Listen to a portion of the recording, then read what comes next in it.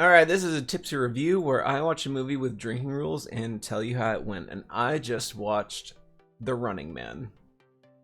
Cheers. The premise of Running Man, it's not something that we haven't seen before. It's very much aligned with like Gamer and Jackpot with John Cena. Funny movie. Good watch, by the way. It's about this guy who is down on his luck. He's living in hard times, and society now in this crazy utopian future where only the rich prosper and the poor suffer in sadness and silence because everything is controlled by big network, and network is going to be a huge one in this. But there are these game shows that people can participate in that can cause physical harm but offer a lot of money, and the big one, the big ticket item where you can win $1 billion is The Running Man. So he signs up for The Running Man, one that he said he would never play because it's far too dangerous compared to all the other ones, but he gets selected, signs away his life to do The Running Man. And the premise of The Running Man is you have to survive for at least 30 days while there's 5 people hunting you. While these 5 people are hunting you every day, they're out to kill this guy, okay? So you just have to survive. Every amount of distance that he gets away from his initial point, he earns X amount of dollars.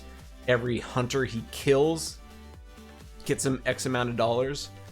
And also, just so that you can't just bunker yourself down and, rat hole yourself in one location forever, they also say that you have to record a video of yourself and put it in one of our public drone mailboxes every day, which is going to be like a little hard to keep tabs on how well that works. In the part of filming yourself and having to put it inside the mailbox drone is gonna be crucial, and I thought led to like some plot holes along the way, but they actually do address it, and we'll see where it goes from there. So the movie is an action comedy, but it doesn't really lean into the comedy bits for like a good portion of the movie. It really like delves into the drama of it.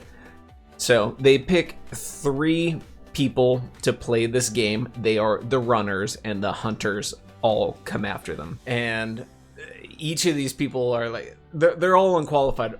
Clearly, this guy is the most qualified person for the game. The head of the network even says, like, you could be our big star winner. You could be the one who boosts the ratings the highest. The movie is very, preachy at some points, and like, this is what society is, and like tries to make you a thinker. It's not that much different than watching like Dexter and the end of Gamer talking to Gerard Butler and saying like, oh, I own everything, look at this.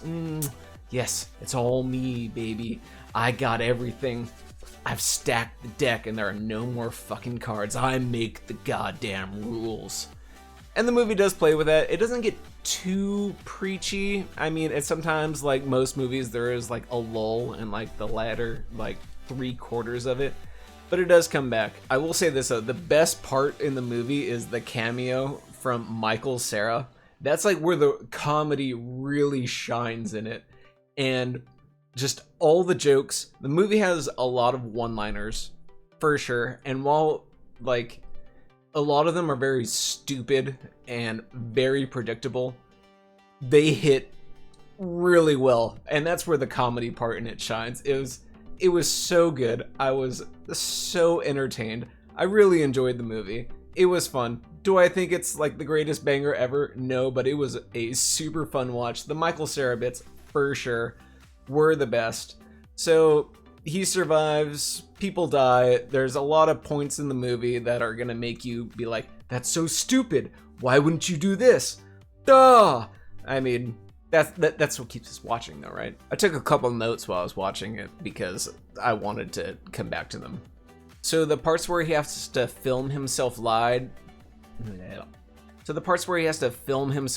with like his video diary every single day. He has to do like X amount of seconds and then put it in the mailbox. He stops doing that for a little bit, and you're like, well, aren't I thought you're like immediately DQ'd if you don't, report on your position all the time. And it seemed like a huge plot hole because a lot of time appeared to have passed while this is going on. But they actually do address it while he's like sleeping in this random under construction house. He like leaves this marked in tape message for people on the floor with his submission. Says, "You guys send it." It's super funny. Eventually the movie goes like, okay, this is all on the network, everything's for rating. While the show is not live, like he has total immunity. He can walk around as freely as you want. There's like a blockade, so you can just move freely because the show is all about ratings. And it incentivizes the users to watch because like if they report his position and it gets confirmed, they get X amount of dollars.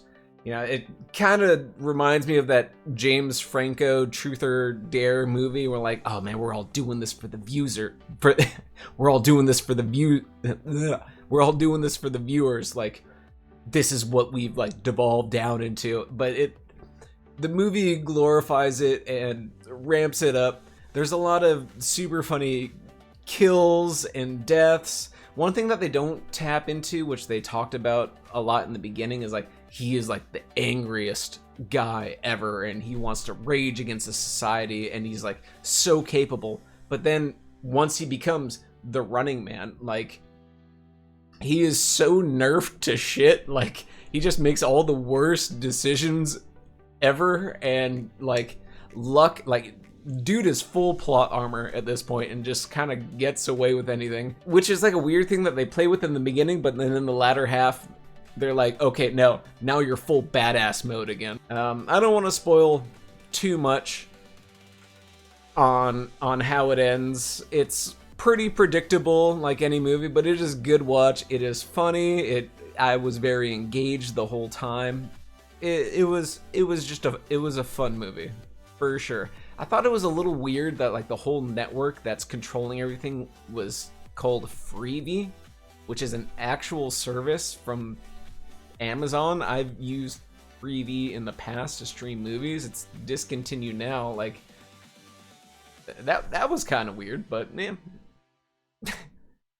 So they're leaning into things. Maybe it's how Amazon controls our lives, and there's just like a bigger brain at play on.